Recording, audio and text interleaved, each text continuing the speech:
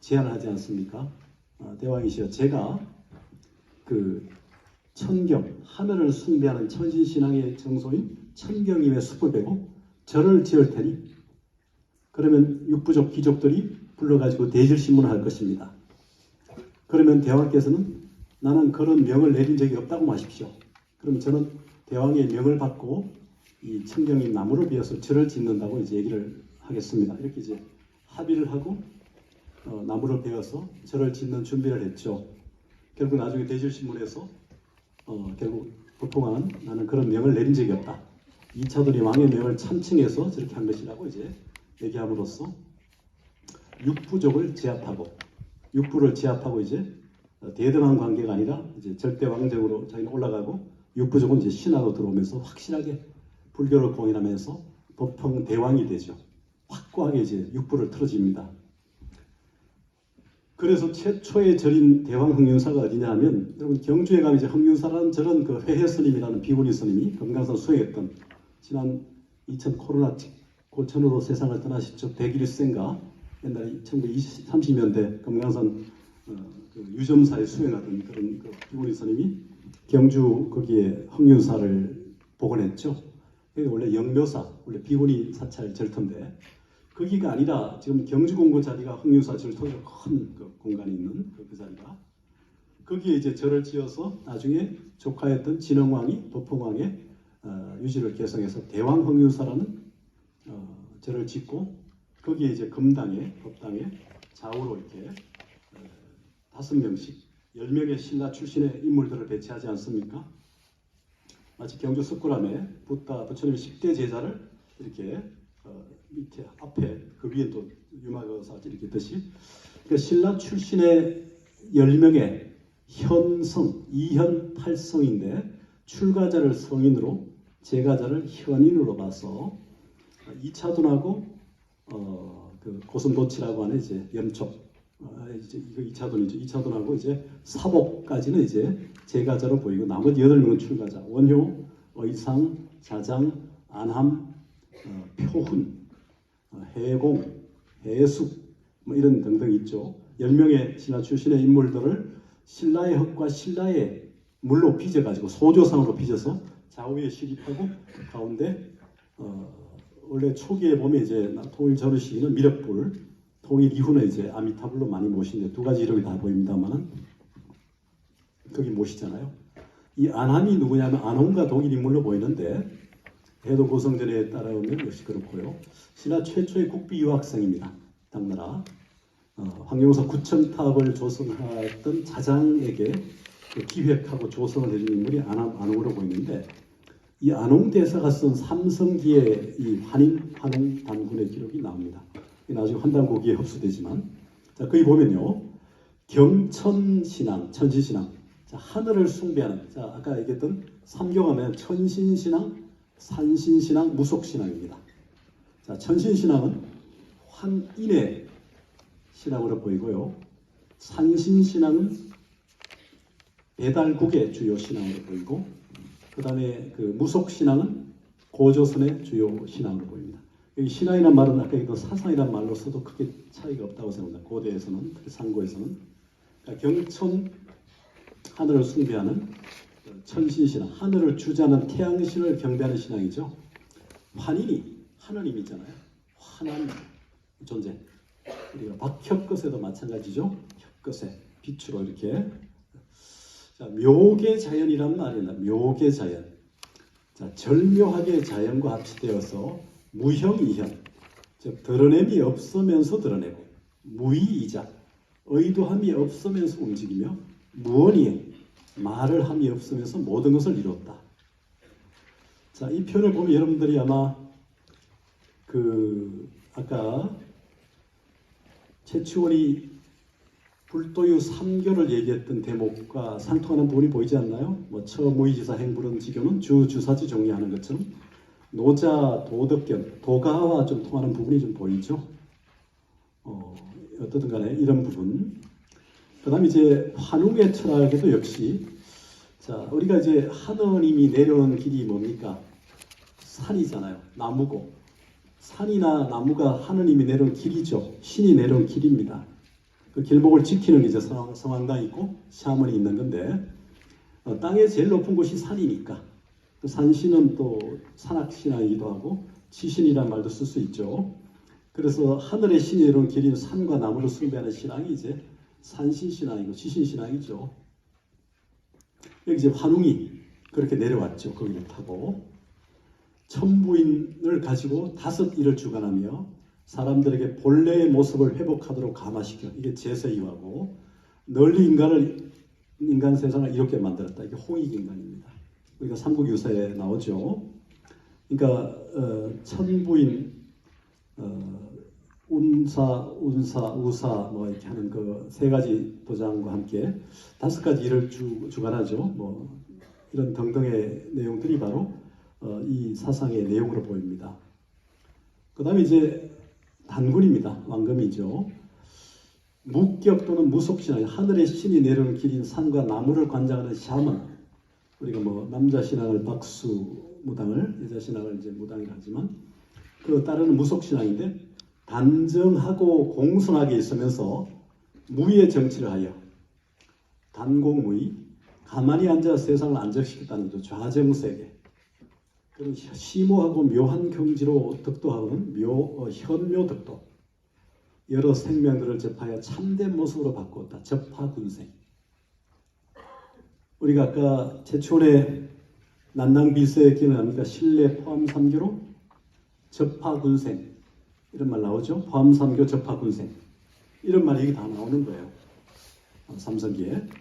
이런 부분들을 최초는 알고 있었고 이런 가르침이 불도유 3교가 이 땅에 들어오기 이전에 이미 있었다. 그래서 구교 현멸도 말풍이 할 때가 3교 포함 3교 할 때 그 3교는 바로 천신, 산신, 무속 이 3교. 한국, 배달국, 그 다음에 조선 이런 사상이 이 땅에 고유한 사상으로 풍류라는 이름을 있다는 겁니다. 그 얘기를 지금 최초는 난낭비서에서 분명히 하고 있는 거예요.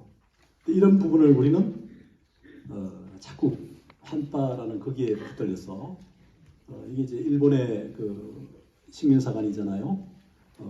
우리 역사도 평양 이북으로는 대동강 이북은 노타치 이런 식으로 동북공정 역시 동북공정은 우리가 뭡니까 제도권 사학자들이 계속 중국이 이후에 만든 기록들을 근거로 가지고 자꾸 이렇게 지명이 같잖아요. 지명이 같으면 우리가 어떻게 생각합니까? 제가 1년에 이제 하버드 대학에 있을 때 앞에 보면 캠브리지시가 있잖아요. 캠브리지 이쪽에 보면 이제 에비뉴 스트리트 할 때 옥스포드 에비뉴, 캠브리지 스트리트 그 전부 지명들이 도시 지명 거리 이름이 다 영국에서 있던 건물 지명을 따온 거예요. 왜 그렇죠? 왜 하버드 앞에서 캠브리지 시티 뭐 여기 옥스포드 에비뉴, 캠브리지 스트리트 이거 쓰겠어요? 미국의 역사를 아시면 되잖아요. 그죠? 뭡니까? 영국의 청교도와 죄수들이 건너왔잖아요. 원주민들 지배하면서 이렇게. 그러니까 뭡니까? 옛날이 그립잖아요. 옛날 우리가 살았던 이름을 다시 쓰고 싶고 그것을 재현하고 싶은 거예요. 우리가 쓰는 경주, 안동 이 주요한 지명이 중국에 다 있습니다. 왜 그렇게 했어요? 우리가 옛날에 거기 살았기 때문에 여기도 그 이름을 쓰고 싶은 거예요. 또 그것을 이름을 붙임으로써 그 공간을 재현하고 확장하고 싶어 하는 겁니다.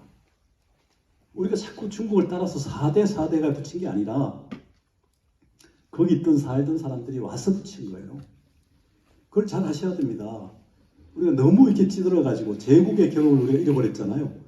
고조선도 제국이었고 고구려, 백제, 신라, 가야, 대발해, 대시의 발해 다 제국이었잖아요.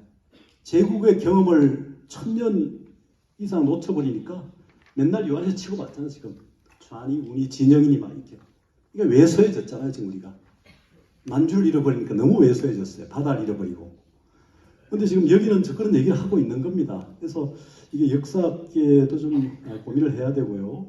철학계도 좀 고민을 해야 될 문제인데 이게 통일을 이제 앞두고 있지 않습니까? 우리가 통일을 해야 되고 그 만주를 회복해야 우리 역사가 정상적으로 가는 건데 이런 부분들을 우리가 자꾸 이렇게 분단을 한 80년 하다 보니까 남북이 아니라 이제 남남 갈등도 이렇게 되는 것 같은데 좀 역사나 철학을 아는 분들은 좀 길게 봐야 되지 않습니까? 우리가 일본에 자꾸 휘둘릴 필요가 없잖아요. 지난 50년, 70년 이전에 1600년 동안 우리가 상국이었고 조선 통신사도 보냈고 우리가 그렇게 했던 걸 다 포기할 겁니까? 우리가 일본을 구성하는 외가 뭐예요? 외가 동의 일파입니다. 동의를 구성하는 7부족 중에 외도 그 중에 하나거든요. 고구려, 부여, 엄누, 이렇게 외 이런 7부족들이 동의의 하나 구성이거든요.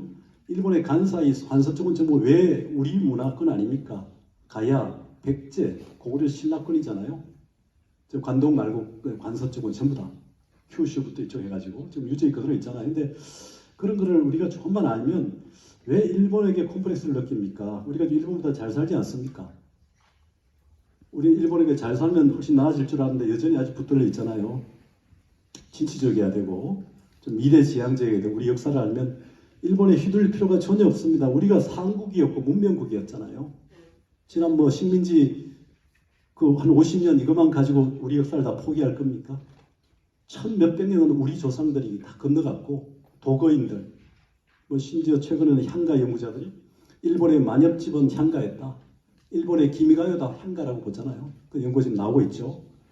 그러니까 조금 더 우리가 적극적으로 생각을 하면 이런 부분들을 우리가 좀 달리 볼 수 있는데 그래서 고조선이라고 하는 어떤 선, 삼국 유사가 안고 있는데 고조선조차도 여전히 신화라는 이 일본이 걸어둔 마술에 좀 맞물려가지고 올라가지 못하는데 우리가 삼국 유사는 또 인정한단 말이에요. 역사학에서. 그 삼국 유사에서 말하는 그 단군, 그 아버지 환웅까지는 인정한다면 그 위에 환희는 그 다음이라 하더라도 이제 밑에서 위로 올라가야겠죠. 이렇게 채워서 그런 맥락에서 적어도 이 삼성기의 기록을 통해서 또 최치원의 구교 현묘지도 말풍류 신뢰 포함 3교 할 때 그 3교라는 의미를 천신, 산신, 무속신앙 또는 사상의 근거로 이렇게 우리가 재구성해 갈 수 있다고 생각합니다. 근데 이건 용기가 필요하고 제도권에서는 전혀 이게 안 되고 있는 상황인데 이게 역사학계뿐만 아니라 좀 철학계에서 좀 더 노력을 해야 될 필요가 있다는 생각이 듭니다. 그래서 요 이제 근거를 통해 삼국유사 기편, 자 삼국유사는 이제 5권 9편 138조목으로 되어 있죠. 기편의 서문이자 동시에 삼국유사 전체를 관통하는 우리가 이제 기편 다르다는 거죠. 이게 뭐와 다르냐? 이제 보통 사람과 다르냐 하는 문제가 있고 황제와 다른 일반적 기록이 있고 여러 가지 이 의미가 있는데 수직적 신이 있어서 하고 수평적 영이 있어서 이제 신의 세계와 인간의 세계로 볼 수도 있는데 이런 부분을 이제 삼국유사 서문 앞에 나오는 부분이 있죠. 그래서 서문만 잠깐 한번 보겠습니다. 이미 여러분 잘 아시겠지만 대저 예성인은 예학으로 나라를 일으키고 인의로 가르침을 베풀면서 괴력 난신에 대해서는 말하지 않았다. 자, 이 예성인은 기본적으로 공자를 말하죠. 그러나 제왕이 장차 일어날 때 부명에 응하거나 하늘의 어떤 이런 거죠. 도록을 받아 반드시 보통 사람과 다름이 있은 연후해야 능히 큰 변화를 올라타 대기를 잡아 큰 그릇을 이걸 잡아서 대업을 이룰 수 있었다. 그러므로 황하에서 그림이 나오고 낙수에서 글이 나와 성인이 일어난 것이다. 무지개가 신모를 휘감아 복희를 낳았으며 이런 게 다 이제 중국의 고대사의 개조들의 탄생에 대한 기록들입니다.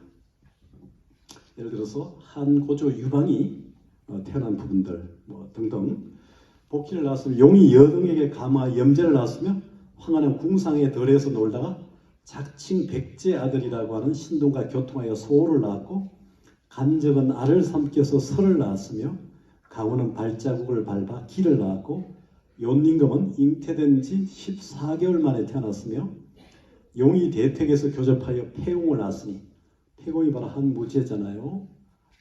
이후의 일들에 대해서야 어찌다 기록할 수 있어. 자, 우리가 흔히 얘기하는 중국의 그 개조들의 탄생의 신이함을 기록한 겁니다.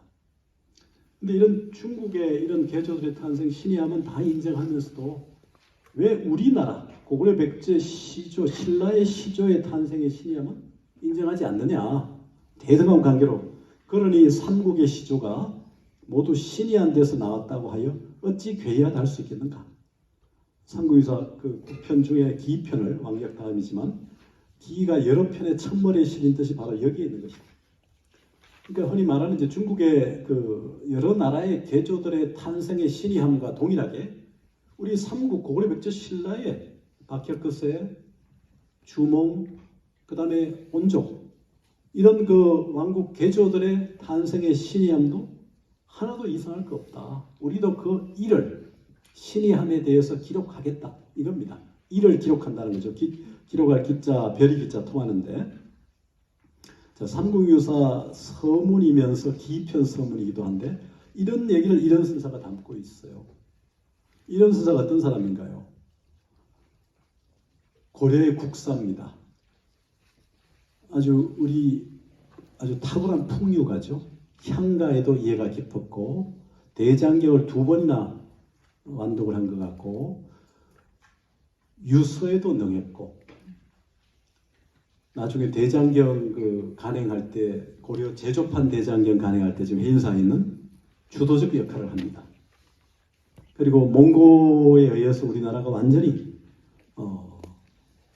국민의 기가 끊기고 나라가 위급한 시기에 강화도경으로 옮겼던 그 도서관 국사의 신문으로 잘 활용하면서 적어도 한 180여 종의 많은 고서들을 중국 거나 우리 등등을 다 보면서 5권